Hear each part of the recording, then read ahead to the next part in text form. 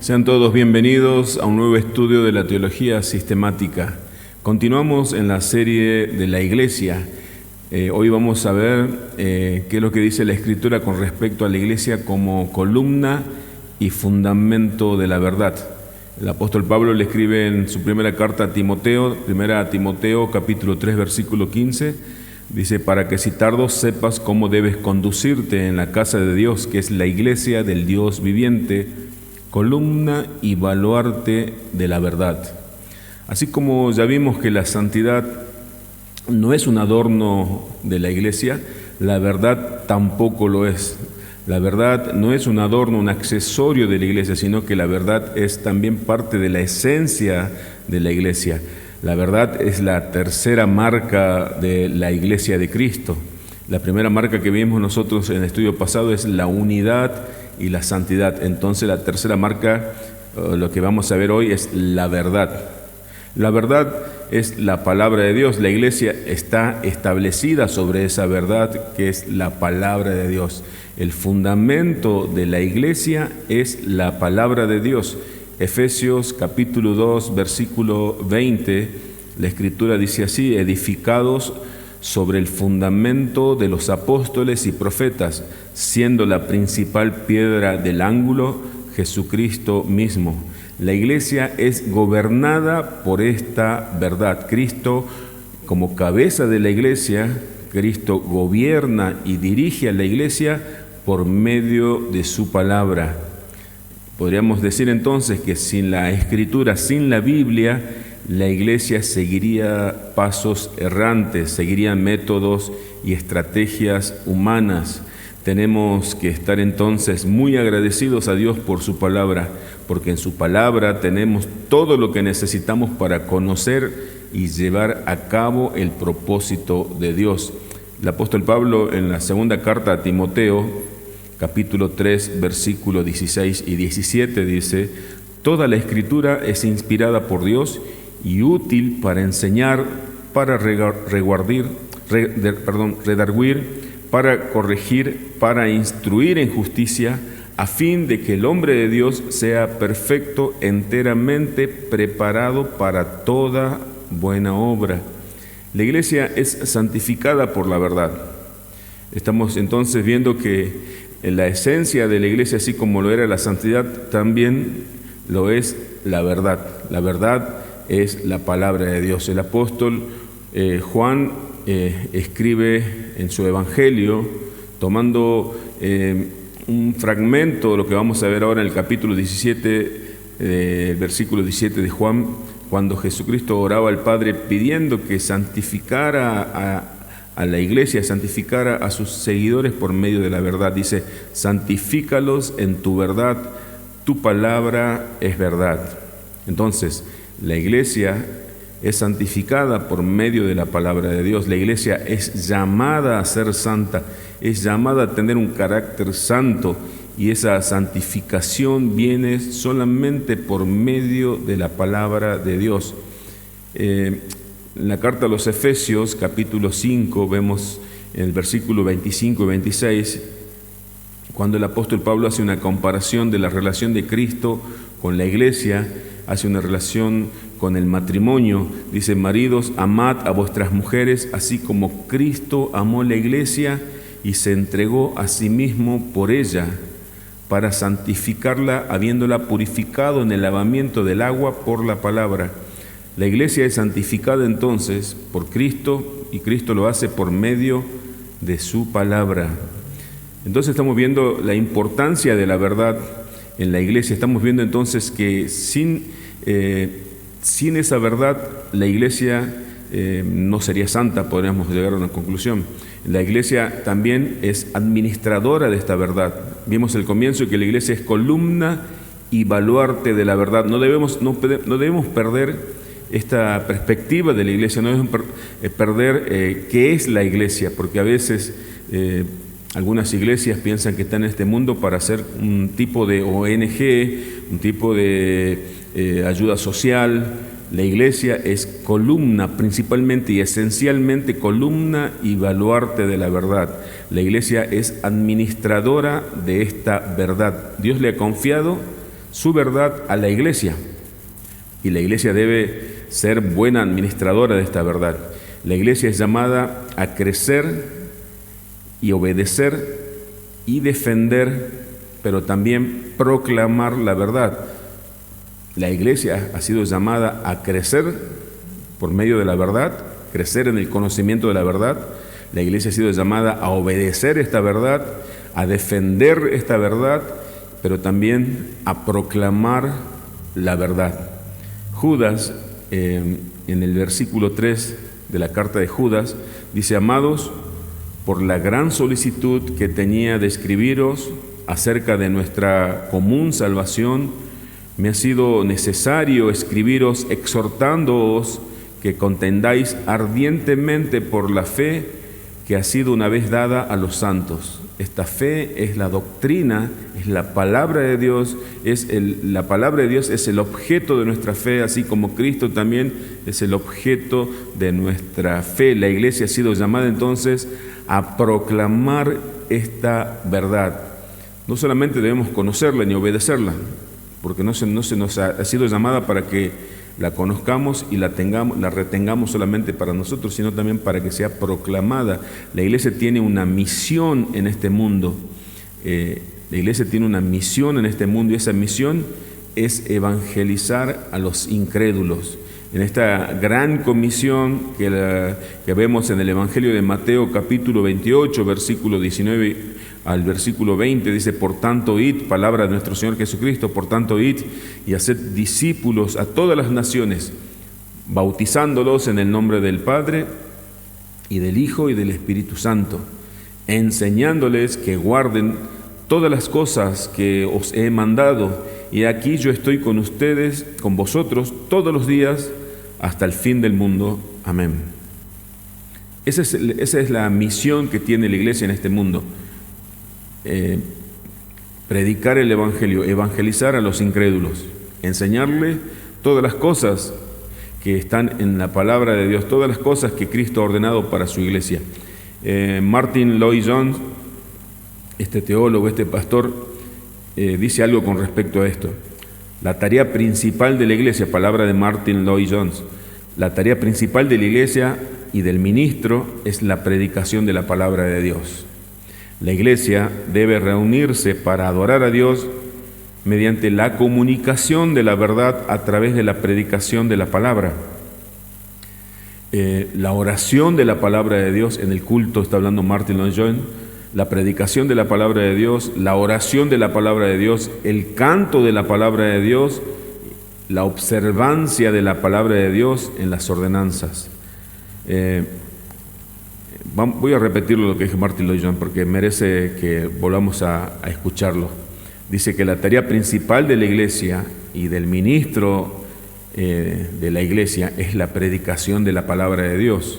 La iglesia debe reunirse para adorar a Dios mediante la comunicación de la verdad de la palabra de Dios a través de la predicación de la palabra, la oración de la palabra de Dios, el canto de la palabra de Dios y la observancia de la palabra de Dios en las ordenanzas. O sea, la palabra de Dios es lo central en el servicio de adoración. La iglesia se reúne a ser instruidas, la iglesia a ser instruida por la palabra de Dios, a observar para luego obedecer la palabra de Dios, pero también a orar la palabra de Dios y a cantar la palabra de Dios. Fin de la cita de Martin Lloyd-Jones. En estos métodos que le han sido otorgados a Dios, la iglesia lleva a cabo su propósito, entonces siendo lo que Dios diseñó que fuera. No hay otro diseño que el que Dios nos ha dado a conocer por medio de su palabra. Predicar la palabra, orar la palabra, cantar la palabra y obedecer la palabra. Dios ha diseñado la iglesia para que siga este patrón, porque la iglesia es columna, para que la iglesia sea columna y baluarte de esta verdad. Pero Juan Calvino también dice algo respecto en relación a la verdad. Dice, voy a citar a Juan Calvino a continuación: donde quiera que se predique solamente la palabra de Dios y se administre los sacramentos de acuerdo con la institución de Cristo, dice Juan Calvino, sin duda alguna en ese lugar, sin duda alguna, existe una iglesia de Dios, donde se predique solamente, y es bueno entender solamente la palabra de Dios, y no la palabra de Dios más palabra de hombre, sino también donde se administren los sacramentos de acuerdo a la institución de Cristo, de acuerdo a como Cristo lo ha ordenado. Sin duda alguna existe en ese lugar una iglesia de Dios. Fin de la cita de Calvino. La iglesia vive por la verdad. Sin la verdad, la iglesia deja de ser iglesia, la iglesia deja de existir. Si la iglesia no predica la palabra, si la iglesia, o se hace llamar iglesia, no observa en obediencia la palabra, no sigue las instrucciones de las ordenanzas o sacramentos según Cristo, ni tampoco es disciplinada de acuerdo a la palabra, ni obedece a la palabra, entonces ni canta la palabra, ni ora la palabra, entonces no es iglesia. En esta era posmoderna que estamos viviendo actualmente, en donde la cultura ha sido moldeada al relativismo, todo es relativo, la verdad es relativa, ya no hay una verdad absoluta, sino en esta cultura que vivimos nosotros existe una posverdad. El pragmatismo ha ganado relevancia en las iglesias. La iglesia tiene que brillar con la luz de la verdad en medio de la oscuridad. Pero ¿qué es pragmatismo? Me quiero detener un momento acá y quiero que meditemos en esto, en este concepto de pragmatismo. Primero que esta palabra en Grecia se utilizaba esta palabra para describir a una persona que tenía gran habilidad en los negocios, pero a partir del principio del siglo XX surgió una corriente filosófica en Estados Unidos conocida como pragmatismo. Esta corriente sostiene que el único criterio, y esto postula el pragmatismo, que el único criterio válido para evaluar la verdad de cualquier doctrina científica, cualquier doctrina moral o cualquier doctrina religiosa debe basarse en los resultados prácticos. O sea, si una práctica da resultados positivos, entonces esa práctica es verdadera, ¿sí? O sea, muchas iglesias adoptaron el pragmatismo y dejaron de lado la verdad de la palabra de Dios.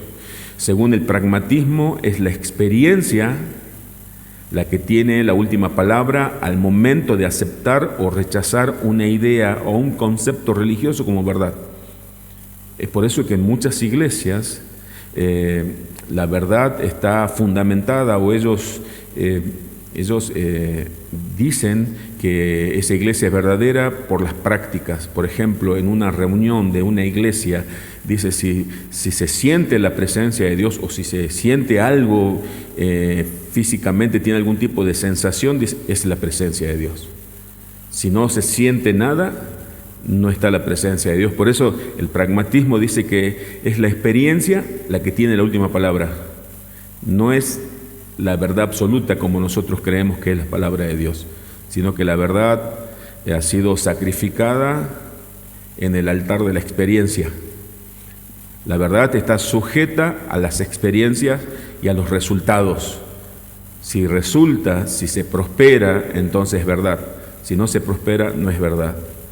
El fundamento de nuestra verdad es la palabra de Dios. La palabra de Dios es la única verdad. Jesucristo lo dijo: santifícalos en tu verdad. Tu palabra es verdad. Cristo oraba así al Padre Celestial. Esta forma de pensar, el pragmatismo, se ha infiltrado en el cristianismo y está llevando a muchos al error. Por eso tenemos que tener muy en claro que sin la verdad de la palabra, la iglesia deja de ser iglesia. Y eso tenemos que pensar a todos los que me están escuchando. Esta forma de pensar, esta forma que adoptaron muchos líderes de iglesias, de congregaciones, y hablo particularmente de iglesias evangélicas, que la verdad está sujeta a las experiencias o a los resultados. Eso es pragmatismo. Y ese pensamiento se ha infiltrado en las iglesias, ha permeado las iglesias y ha llevado a muchas iglesias a los errores. La palabra de Dios, la Biblia, ya no es la única regla de fe y práctica, sino que la Biblia pasa a ser un accesorio más, que está sujeta, la Biblia sujeta, fíjese qué herejía, a los resultados o a las experiencias. Esto no es algo reciente, que hombres y mujeres evalúen la verdad basándose en sus experiencias. Si algo resulta útil y les brinda beneficio, lo consideran verdadero. ¿Sí? Si me resulta, es verdadero. Si no me resulta, no es verdadero. Si la práctica en el cristianismo no está de acuerdo a la palabra de Dios y eso no les proporciona prosperidad terrenal, aunque no tengan fundamento bíblico para criticarlo, comienzan a dudar de la veracidad. En otras palabras, podemos decir, si una persona que ame a Dios y sea fiel a la palabra de Dios, pero si esa persona no evidencia una prosperidad o riqueza terrenal, entonces esa persona no está viviendo la verdad. Y ellos la critican y se atreven a determinar como falso o falsa la práctica de esa persona, solamente porque no evidencia esta persona riqueza o prosperidad material. Ellos dudan de la veracidad de la palabra de Dios. Es como, esto le pasó a Jeremías. En el libro de Jeremías hay un caso muy puntual que quiero compartir con ustedes. Jeremías 44, 17 y 18 también. Sino que ciertamente, dice la palabra de Dios, pondremos por obra, esto decía el pueblo de Israel, toda palabra que ha salido de nuestra boca, para ofrecer incienso a la reina del cielo. Esto decía el pueblo de Dios, derramándoles libaciones, no a Dios, sino a la reina del cielo, como hemos hecho nosotros y nuestros padres, nuestros reyes, nuestros príncipes, en las ciudades de Judá y en las plazas de Jerusalén. Y tuvimos abundancia de pan y estuvimos alegres y no vimos mal alguno. O sea, nosotros cuando adorábamos a la diosa del cielo, en otras palabras, según ellos, según Israel, nos iba bien. No nos faltaba pan, no nos faltaba alegría, estábamos de fiesta y no pasábamos por ningún tipo de mal. Versículo 18. Ellos argumentaban esto a Jeremías. Más desde que dejamos de ofrecer incienso a la reina del cielo y derramarle libaciones, nos falta todo, y a espada de hombres somos consumidos. Fíjense que cómo ellos evaluaban la verdad, de acuerdo a los resultados y de acuerdo a las experiencias. Imagínense si este pensamiento, si este criterio lo hubiese aplicado David. David hubiese dicho, desde que vino el profeta Samuel y me ungió Dios como rey de Israel, como el futuro rey de Israel, ha comenzado mis males. Parece que Jehová Dios no es bueno, parece que Jehová Dios no me ha bendecido. O que hubiese dicho el apóstol Pablo también, desde que me hice seguidor de Cristo, han comenzado las persecuciones, han comenzado los naufragios, me azotaron, me apedrearon, me han abandonado y me encarcelaron y terminé decapitado. Parece que el evangelio no es verdadero. Así están juzgando en muchas iglesias, están negando la verdad, porque ellos miden la verdad y miden la eficacia de esa verdad de acuerdo a los resultados y de acuerdo a las experiencias. Nosotros no debemos permitir que ese pensamiento encuentre lugar en nuestra mente y en nuestro corazón. No se debe subestimar entonces a la influencia del pragmatismo. La iglesia es columna y baluarte de la verdad. Por ejemplo, si en una iglesia local, la iglesia por los miembros y por la sociedad es llevada a que la iglesia deje de ser columna y baluarte de la verdad y sea llevada a ser una iglesia que practica solamente la ayuda social.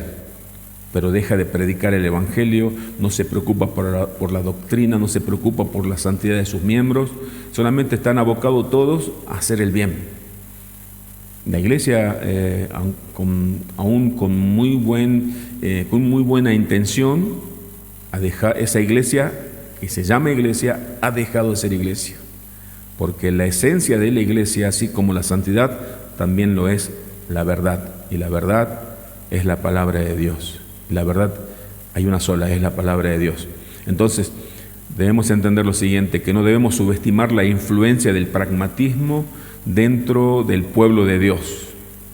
Muchas iglesias abandonaron la verdad en busca de resultados. Muchas iglesias comenzaron a imitar, quizás una pequeña iglesia comenzó a imitar una iglesia de multitudes, y comenzó a imitar las prácticas, corrieron tras los resultados sin importarles la verdad de la palabra. Lo único que pusieron como en primer lugar los resultados. Si había que dejar la palabra, la exhortación, hablar de la santidad, hablar de la verdad de la palabra y comenzar a motivar y a arengar a la congregación, todo estaba permitido, solamente únicamente buscando resultados, y los resultados eran que la iglesia crezca, pero ellos llaman crecimiento de la iglesia a que vengan muchas personas. Salmo 73, versículo 2 y 3. Versículo 2 y 3. Salmo 73, versículo 2 y 3.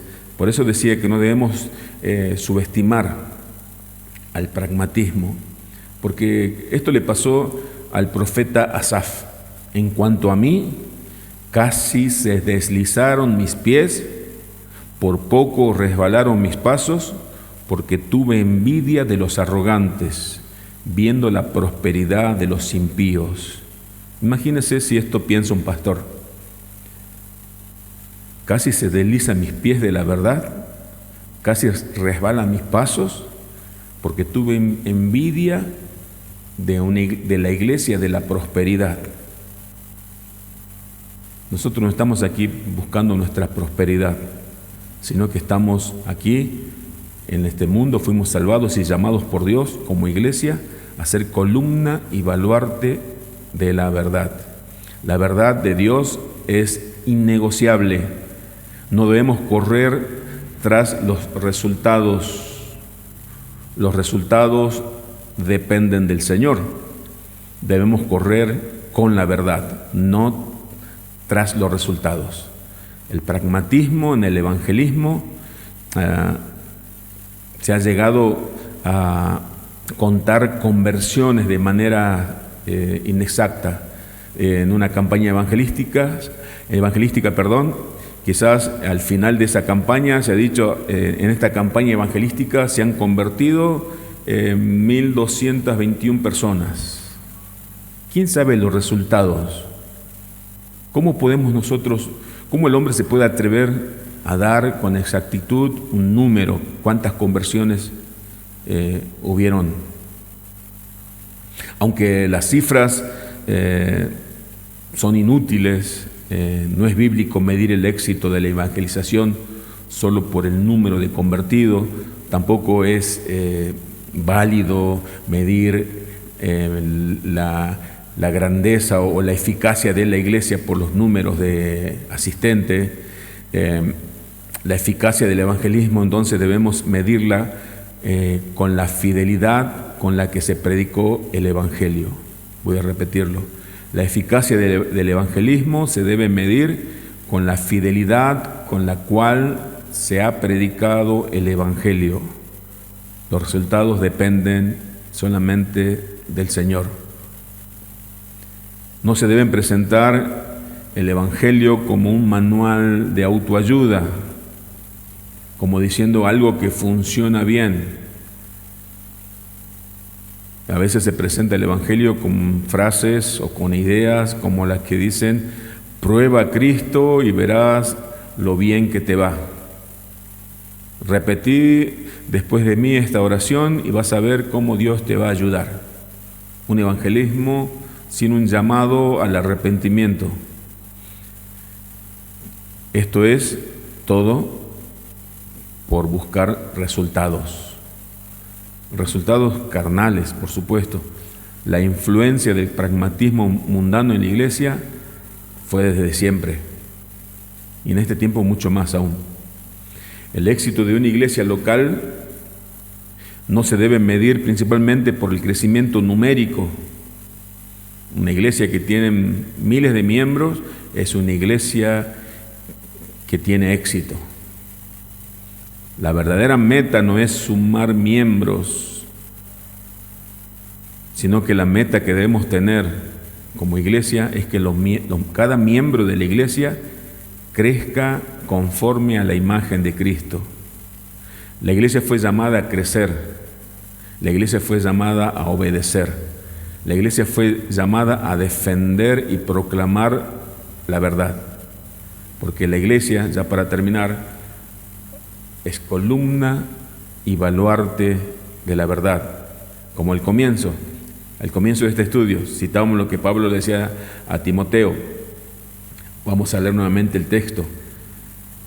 Porque si tardo sepa cómo debe conducirte en la casa de Dios, que es la iglesia del Dios viviente, columna y baluarte de la verdad. La iglesia del Señor es columna y sostén, como dice en otra versión, de la verdad. Muchísimas gracias por su atención. Nos volveremos a encontrar el próximo miércoles para continuar estudiando esta doctrina de la iglesia.